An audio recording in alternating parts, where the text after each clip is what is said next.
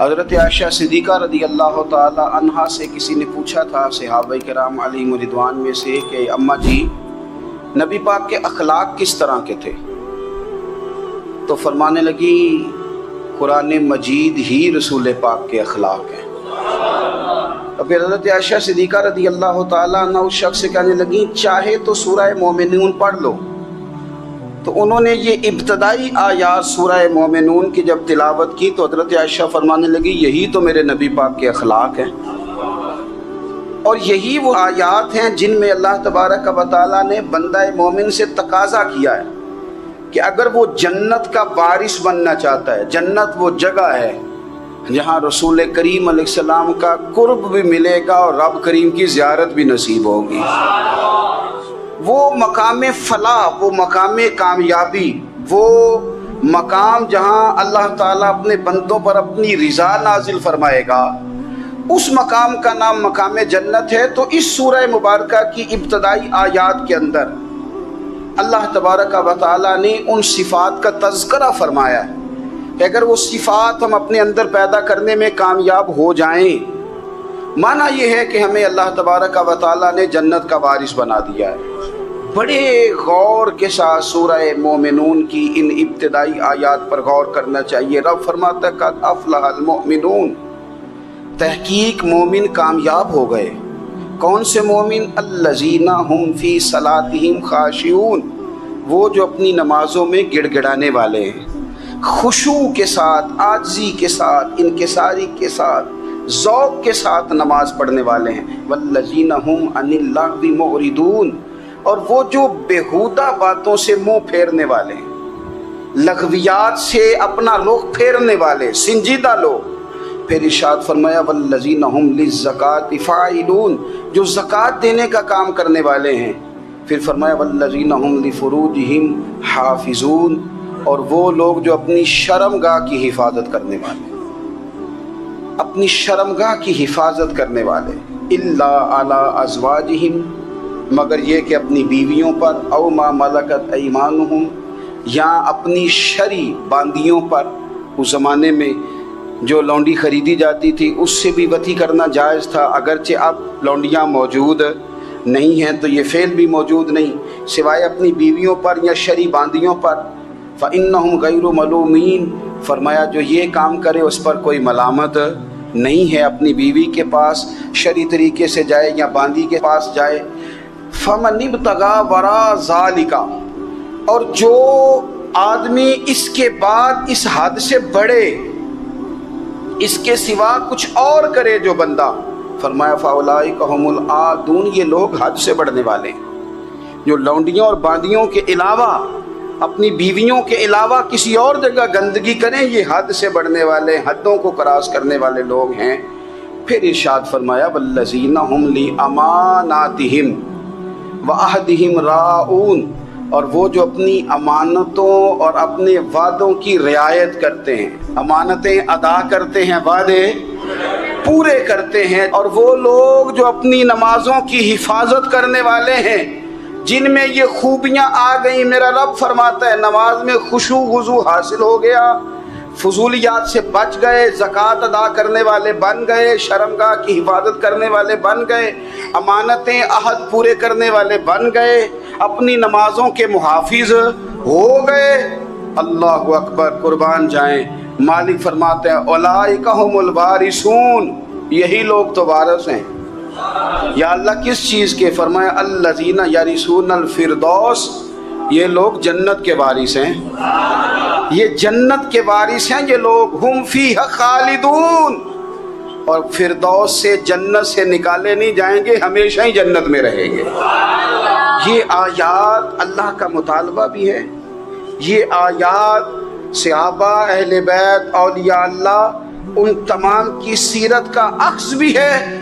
اور سب سے بڑھ کر سیدہ عائشہ صدیقہ فرماتی ہیں یہی تو آیات ہیں جنہیں اچھی طرح سمجھ لو گے تو تمہیں مدینے والے کے اخلاق بھی سمجھ میں آ جائے، حضور کے اخلاق بھی تمہیں سمجھ میں آئیں۔ بڑے غور کے ساتھ سورہ مومنون کی ان ابتدائی آیات پر غور کرنا چاہیے۔ رب فرماتا ہے قد افلح المؤمنون، تحقیق مومن کامیاب ہو گئے۔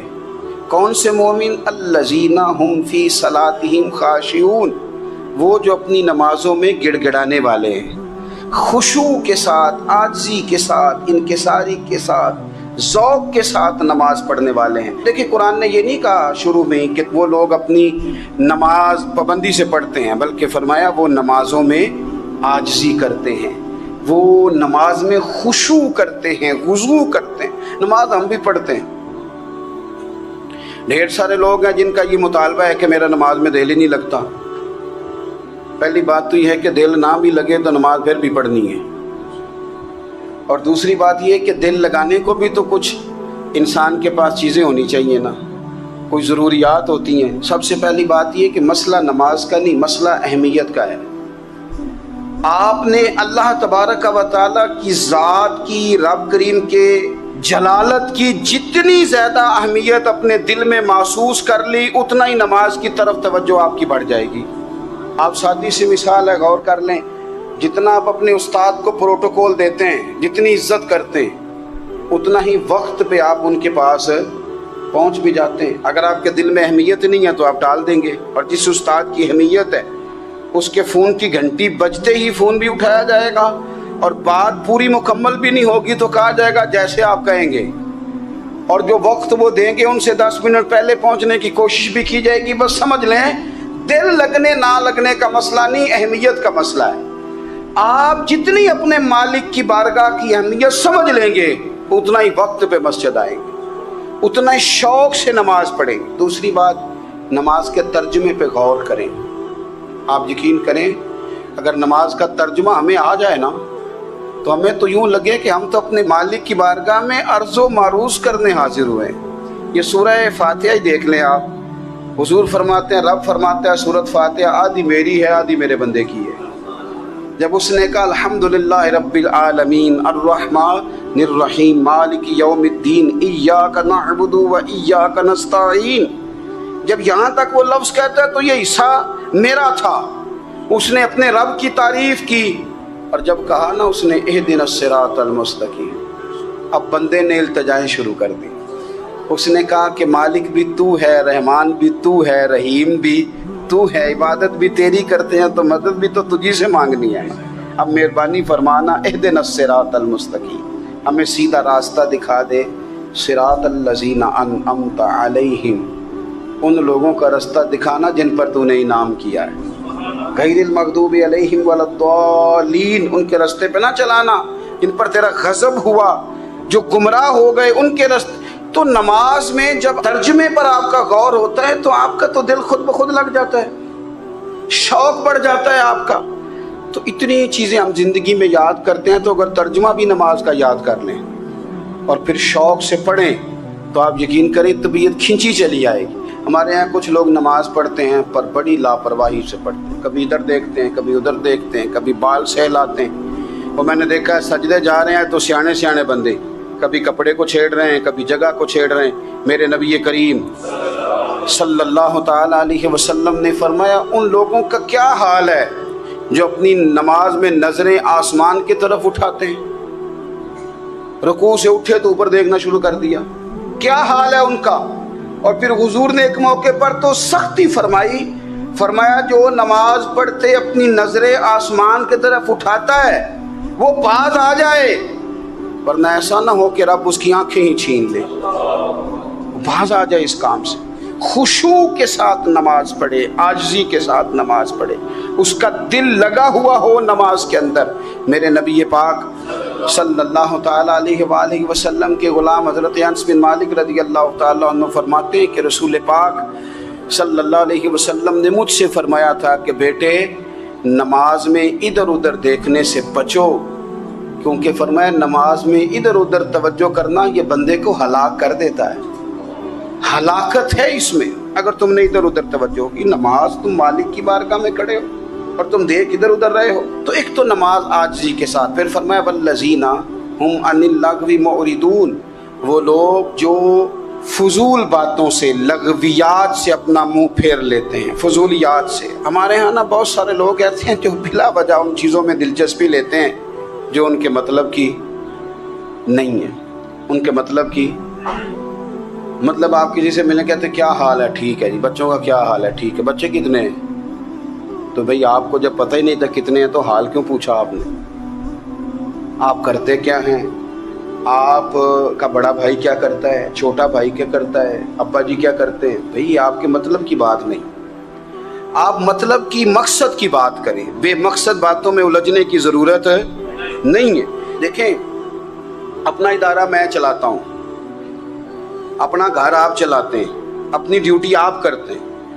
آپ کو زیادہ بہتر پتہ ہے کہ آپ اپنا گھر کیسے چلا رہے ہیں، مجھے زیادہ بہتر پتہ ہے کہ میں مدرسہ مسجد، مجھے زیادہ بہتر پتہ ہے اس کے اندر کون سی اصطلاح کس طرح کرنی ہے، یہ مجھ سے زیادہ بہتر کوئی بندہ جانتا نہیں۔ اب ہم کیا کرتے ہیں، جب ہم دوسرے کے کام میں مداخلت کرتے ہیں تو دو نقصان ہوتے ہیں۔ ایک تو اس کے ساتھ ہمارا رائے کا اختلاف ہو جاتا ہے، اور دوسرا ہمارے اپنے بہت سارے کام رہ جاتے ہیں، کیونکہ ہماری توجہ ہی دوسرے کی جانب تھی، اپنے بڑے سارے کام رہ جاتے ہیں۔ اس لیے بہت ساری ایسی چیزیں ہیں جن میں بلا وجہ کوئی مقصد نہیں۔ ہم پرانے لوگوں سے باتیں سنا کرتے تھے، ہمارے بزرگ کہا کرتے تھے جڑے پنڈ جانا نہیں، جڑے پنڈ جانا نہیں ہوتا راہ پوچھنے دی کی لو۔ لغویات میں نہ الجھے، فضولیات میں نہ الجھے، یعنی ٹو میں رہنا، ٹو میں۔ آپ یقین کریں، میں نے پرسنلی طور پہ اس چیز کو محسوس کیا ہے کہ ہمارے بہت سارے اہم حقوق صرف اس لیے مس ہوتے ہیں کہ ہماری اپنے سے زیادہ توجہ سامنے والے پہ ہوتی، سامنے والے۔ میں نے دیکھا بڑے بڑے عجیب سوال اور بڑے بڑے انوکھے سوال، مطلب یہ کہ اتنی لمبی چوڑی، اور لوگوں کو بڑا پتہ ہوتا ہے یہ فلاں آدمی جو ہے اس کے بچے کتنے ہیں، وہ بیاہ کہاں پہ ہیں، کس کس علاقے میں ان کی شادیاں ہوئی ہیں۔ اتنی تفصیلات کی ہمیں ضرورت نہیں ہے، ہم سے تو ہمارے بارے میں پوچھا جائے گا، تو ہمیں اپنا معاملہ بڑا صاف ستھرا۔ دیکھیں کیا سونی بات کی مدینے والے رسول، قربان جائیں حضور کے جملوں پر۔ ایک شخص نے پوچھا حضور سونا اسلام کون سا ہے، خوبصورت مسلمان کون ہے؟ تو نبی پاک صلی اللہ علیہ وسلم نے فرمایا وہ خوبصورت مسلمان ہے جو بات اس کے مقصد کی نہیں، بے معنی ہے وہ بات وہ چھوڑ دے۔ بے مقصد باتوں سے الجھنا جو بندہ چھوڑ دے وہ مسلمان بڑا سونا مسلمان ہے۔ ہم کمزور اس لیے ہوتے ہیں کہ ہماری توجہ زیادہ دوسروں کی باتوں پر پڑتی ہے۔ پھر فرمایا والذین هم للزکاۃ فاعلون، وہ لوگ جو زکوٰۃ دینے کا کام کرتے ہیں، صدقات کرتے ہیں، خیرات کرتے ہیں، وہ کامیاب ہو جاتے ہیں۔ پھر فرمایا والذین هم لفروجهم حافظون، وہ جو اپنی شرمگاہ کی حفاظت کرتے ہیں۔ نوجوان میری بات پر توجہ کریں، فرمایا وہ لوگ جو اپنی شرمگاہ کی، والذین هم لفروجهم حافظون، وہ لوگ جو اپنی شرمگاہ کی حفاظت کرتے ہیں۔ حضور غوث پاک رضی اللہ تعالیٰ عنہ فرمایا کرتے تھے دو چیزیں انسان اپنی سنبھال لینا، ایک پیٹ اور ایک شرمگاہ، تو فرماتے تھے ولایت اس کے بڑی قریب آ جاتی۔ ہم نہ ان لذات میں الجھ جاتے ہیں۔ سیانے سیانے بندے، روٹی کمر سیدھی کرنے کے لیے کھانی چاہیے، زبان کے ذائقے کے لیے نہیں کھانی چاہیے۔ یہ زبان کا ذائقہ لگ جائے یہ کہیں کا نہیں چھوڑتا انسان۔ اپنی شرمگاہ کی جو لوگ حفاظت کر لیتے ہیں، کوئی بڑے سے بڑا گناہ کرنے سے بھی بندہ کافر نہیں ہوتا، بندہ کفر کرنے سے کافر ہوتا ہے۔ گناہ بڑے سے بڑا کرنے والا بھی گناہ گار ہے، کافر نہیں۔ لیکن بعض گناہ ایسے ہیں جو جس وقت بندہ کر رہا ہوتا ہے اس وقت وہ مومن نہیں ہوتا۔ میرے نبی کریم صلی اللہ تعالیٰ علیہ وسلم نے فرمایا جب کوئی شرابی شراب پیتا ہے اس وقت مومن نہیں ہوتا، جب کوئی چور چوری کرتا ہے تو اس وقت مومن نہیں ہوتا، اور جب کوئی زانی زنا کرتا ہے تو تب وہ مومن نہیں ہوتا۔ اتنی دیر کے لیے اس کے دل سے ایمان نکال لیا جاتا ہے۔ یہ جو ہمارے لڑکے بن سمر کے نکلتے ہیں، یہ جو میک اپ کا خرچہ لڑکیوں کے برابر لڑکوں کا ہوتا جا رہا ہے، یہ جو لڑکے بھی رات کو چہرے پر کریم لگا کر کے سوتے ہیں، یہ بتا سکتے ہیں کہ مقاصد کیا ہے؟ بتا سکتے ہیں؟ یعنی بچے بھی بغیر شیمپو کے بال نہیں دھوتے، مثلا کیا کرنا ہے آپ نے اس کا؟ بڑی بڑی قیمتی چیزیں جو ہیں وہ آپ نے رکھی ہوئی ہیں، مقصد کیا ہے؟ یہ جو ہمارے بچے بن سنور کے نکل رہے ہیں تو کیا دعوت دے رہے ہیں سوسائٹی کو؟ شارٹ نکرے پہن کے جو نکلے ہوئے ہیں उरियां लिबास पहन के निकले हुए। इकबाल ने कहा था दियार मशरिक हवस में गलता, शबाब उरियां शराब इसियां, जिसे भी देखो गरी के इसियां। हम ऐसी तहजीब क्या करेंगे। शबाब उरियां, तुमने अपनी जवानी नंगी कर डाली है सारी माज़अल्लाह। किन मकासद के लिए मैं वो आदाद व शुमार बता नहीं सकता। हमारे यहाँ गंद सस्ता हो गया है, लोगों ने गुनाह तक पहुंचना आसान बना दिया है। आप देख ले गंदगी दरवाजे पे और गंद मोबाइल में। कैसे बचाएं इन बच्चों को, क्या करें। कलेजे फटते हैं, कोई बातें सोचते हैं तो सोचते हैं आने वाली नस्ल को कहाँ ले जाएं, कहाँ छुपाएं, क्या ऐसा करें कि ये बच जाएं। खुदारा कुर्बान जाएं हज़रत उस्मान गनी पर। मुसन्नफ इब्न अबी शैबा में सहाबा फरमाते हज़रत उस्मान गनी ना बड़े मालदार थे। माल आता है तो लोग अय्याश नहीं हो जाते, माल आता है तो लोगों की ख्वाहिशात बहुत बढ़ नहीं जाती। बड़े मालदार थे, मालदार भी थे और सोने भी बड़े थे। हज़रत उसामा बिन ज़ाद कहते हैं मैंने ज़िंदगी में इतना सोना बंदा नहीं देखा जितने हज़रत उस्मान गनी खूबसूरत थे। पैसा भी हुस्न भी, लेकिन फरमाते हैं कि हज़रत उस्मान गनी सबसे बढ़कर अपनी शर्मगाह की हिफाजत करने वाले और सबसे बढ़कर सिला रहमी करने वाले, रिश्तेदारों से अच्छा सलूक करने वाले, हया वाले, शर्म वाले, पाकीज़गी वाले। आपका ज़हन है, आप सुबह उठते ही ज़हन बना लें कि मैंने आज इतना सबक पढ़ना है, आज इतनी तफसीर देखनी है, इतनी इबादत करनी है, फलानी नात मैंने देखनी है, फलां खैर का काम करना है, फलां आदमी के साथ नेकी करनी है। सुबह ज़हन बना लें, आपका ज़हन वही काम करने लगेगा। लेकिन अगर सुबह उठते ही ज़हन में गंदगी है, रात को सोते ही माज़अल्लाह ज़हन में वसवसे हैं, फिर सारा दिन वही चक्की चलेगी, वही अंदाज रहेगा। थोड़ा सा आपको इसकी निगरानी करनी है, थोड़ा सा। फाशी उरियानी ये तेज़ी से फैल रही है, तेज़ी से गंदगी लोग कशीद करके लाते हैं। और हया का मतलब सिर्फ इतना ही नहीं है आप जिना और बदकारी से बचें, आप अपनी ज़ुबान को भी हया वाला बनाएं। कोई कच्चा कमज़ोर जुमला, गंदी बात, गाली कभी भी ज़ुबान पे ना आए। आपका अंदाज हया वाला हो, बेबाक हो जाना, बेबाक बोलना। मैं बारीकी से इस बात को समझता हूँ और मैं आपको बहुत सारी बुज़ुर्गों के इरशादात का निचोड़ अर्ज़ करने लगा हूँ। आप अपना ज़हन साफ़ कर लें, आपके बहुत सारे काम वैसे ही सही हो जाएंगे। क्योंकि हमारे दीन के अंदर ज़्यादा अजर नीयतों और इरादों पे मिलता है। आपके जो अंदर की पाकीज़गी है वो बहुत सारा फजल लाती है अल्लाह का। और अगर दिल ही नापाक हो, ज़हन ही नापाक हो, तो वो खैर की चीज़ें किस तरह करके दाखिल होंगी। अपनी शर्मगाह की कुर्बान जाएं। नौजवानों ज़रा गौर करना, मेरे नबी करीम सल्लल्लाहु ताला अलैहि वसल्लम के बारे में हज़रत आयशा सिद्दीक़ा फरमाती हैं कि अरब की कवारी लड़कियां बड़ी हया वाली होती थी, लेकिन अल्लाह के प्यारे रसूल सल्लल्लाहु अलैहि वसल्लम अरब की कवारी लड़कियों से भी बढ़कर हया वाले थे। ये हमारे बच्चे मजाक में हमें कई दफ़ा कहते हैं शादी करा दो, शुगल में कह देते, अब्बा को कह देते, अब्बा को नहीं मुंह पे आके कह देते, कहते हैं ये बड़ा भाई मुसीबत बन गया, ये हटेगा तो हमारी बारी आएगी। आप कुछ ऐसी बातें कर रहे हैं, कुछ ऐसे अंदाज आप इख्तियार कर रहे हैं जो वज़ादार लोग करते नहीं। शर्मो हया से वो चीज़ें ढल जाती हैं जो बातें हमारे बच्चों की ज़ुबानों पर बेबाकी के साथ आने लगी हैं। और मैं आपको एक अकली बात अर्ज़ करता हूँ, आप अपनी ज़ुबान से जो जुमले खुद अदा करते हैं वो जुमले आपके दिल पर भी असर करते हैं। अगर आप गलत बात बार बार करेंगे तो आपका दिल भी गलत बात की तरफ माइल हो जाएगा। आप 10 बार, 15 बार, 20 बार कोई खैर की बात करें, खैर की, तो आप देखेंगे आपका दिल भी खैर की तरफ माइल हो जाएगा। आप खैर की बातों पर अपने आप को लाएं, अच्छी बातों पर अपनी तवज्जो लाएं, आपका दिल भी अच्छाई की तरफ माइल हो जाएगा।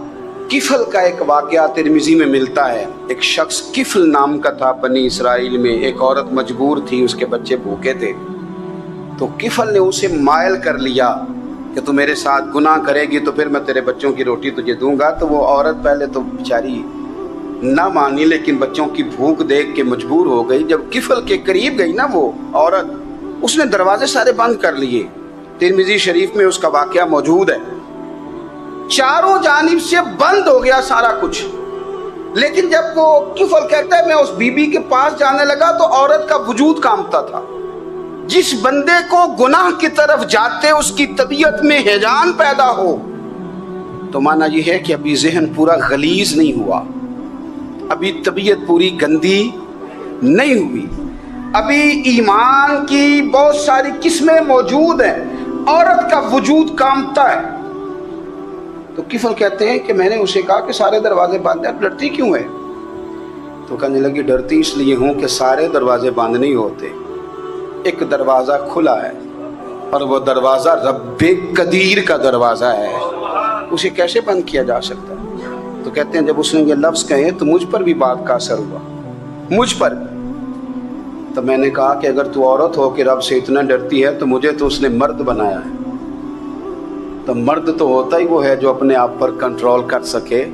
तो अब ना मामला आगे जाएगा, अब यहाँ बात रुकेगी नहीं, जा मैं तुझे आज़ाद करता हूँ। औरत गई, उसने तौबा की किफल ने, और रात रो के कहने लगा मालिक आज मैंने तौबा की है तो मेरे ऊपर मेहरबानी करना, मेरी तौबा टूटने ना पाए।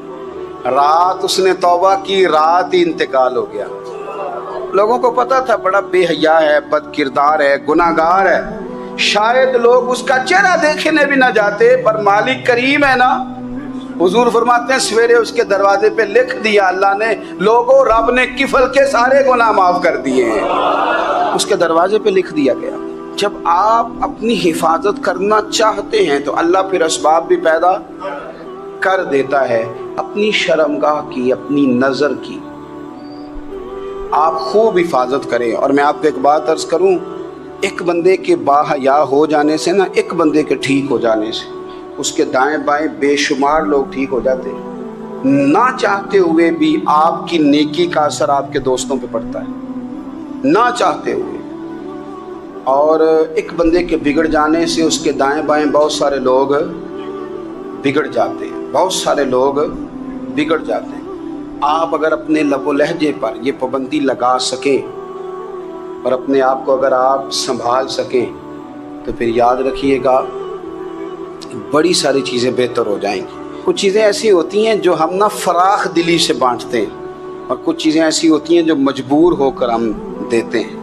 कई दफ़ा ऐसा होता है कि सामने वाला कुछ ज़्यादा तकलीफ़ में होता है और हमारे पास भी वुसअत नहीं होती, लेकिन ज़्यादा अजर उसी बंदे को मिलता है जो थोड़ी तकलीफ़ बर्दाश्त करे और सामने वाले की तकलीफ़ को दूर करे। मदीना मुनव्वरा में ना कहत पड़ गया था, गल्ला नहीं मिलता था, तो कहत के ज़माने में लोग ना फिर चीज़ों को महंगा करके बेचते हैं। हमारे यहाँ एक तरफ चीनी की लाइनें लगी होती हैं और दूसरी दफ़ा छापा पड़ता है, पूरे के पूरे गोदाम भरे हुए निकल आते हैं। लोग मसनूई किल्लत पैदा कर देते हैं। हज़रत उमर फ़ारूक रज़ी अल्लाह तआला अन्हु के ज़माने नूर में कहत पड़ गया था, गंदम का दाना इस तरह हो गया था जिस तरह सोना है। सैयदना उस्मान गनी रज़ी अल्लाह तआला अन्हु के ना बहुत सारे ऊँट गल्ले के भरे हुए मिस्र से आए, और लगता यूँ है कि वो शख्स आप ही को गल्ला देता था, किसी और को देता भी नहीं था, जो ऊँट भर के उसने दिए। तो मदीना मुनव्वरा के अंदर जब वो माल पहुँचा ना, आपको बताना ये चाह रहा हूँ कि सारी तिजारत बंदों से नहीं करनी चाहिए, कुछ अल्लाह से भी करनी चाहिए। रब से जो बंदा तिजारत करता है वो बड़ा कामयाब होता है। वो गले से भरे हुए ऊँट आपके पहुँच गए तो ताजर आए, उन्होंने आके कहा उस्मान हम खोल के नहीं देखते कि अंदर मिट्टी है कि सोना है, और ये भी नहीं पूछते आपने कितने का ख़रीदा, आपकी ज़ुबान पर एतबार है, आपने जितने का माल लिया है ना हम डबल देते हैं, आप हमें दे दें। आप फरमाने लगे नहीं मुझे ज़्यादा नफ़ा मिलता है। उन्होंने कहा 2 गुना, फरमाया नहीं ज़्यादा मिलता है। कहा 3 गुना, फरमाया ज़्यादा मिलता है। वो कहने लगे इससे ज़्यादा तो कोई ताजर है ही नहीं जो ज़्यादा दे। फरमाया बस मुझे मिलता है ना। कहा कितना मिलता है? फरमाने लगे लगता है कि अगर वो ताजर ज़्यादा करम नवाजी करे तो 700 गुना तो देगा ही, और बाकी करीम है। उन्होंने कहा जी नहीं इतना नहीं हम दे सकते, फिर आप बेच लें। ये बात ही समझ में नहीं आती। लोग चले गए तो हज़रत उस्मान गनी माल उठा के मस्जिद के दरवाजे पे ले गए, जाके कहने लगे ए उमर ऐलान कर दें जिस गरीब को गंदम की ज़रूरत है, आसानी के दौर में नहीं दिक्कत के दौर में, जब लोगों को मिल नहीं रही चीज़, جس کو ضرورت ہے وہ آئے اور آ کے لے جائے۔ جب جناب عثمان غنی کے اس غلے کا اعلان ہوا تو تاجروں کو اب مسئلہ سمجھ میں آیا کہ یہ 700 گنا کو بندہ نہیں دے رہا، یہ رب کریم عطا فرما رہا ہے۔ میرے عزیز، کچھ سودے رب کے ساتھ بھی کریں۔ اگر کوئی بڑا ضرورت مند دروازے پہ آ جائے نا تو پھر اپنا نفع نقصان نہیں سوچنا، پھر تو رب کے ساتھ تجارت کرنی۔ ضرورت مند کی ضرورت کا لحاظ کرنا یہ نہ مسلمانوں کے ایک دوسرے کے قریب کرے گا۔ ہم کون ہوتے ہیں کسی کی حاجت پوری کرنے والے، ضرورت پوری کرنے والے؟ کرنے والا تو اللہ ہے۔ تو اگر رب ہمیں کبھی وسیلہ بنائے، ذریعہ بنائے، تو پھر ہمیں ذرا نا خوش دلی سے بننا چاہیے، ذوق اور شوق سے بڑھنا چاہیے، پھر ہمیں کمزور نہیں پڑنا چاہیے۔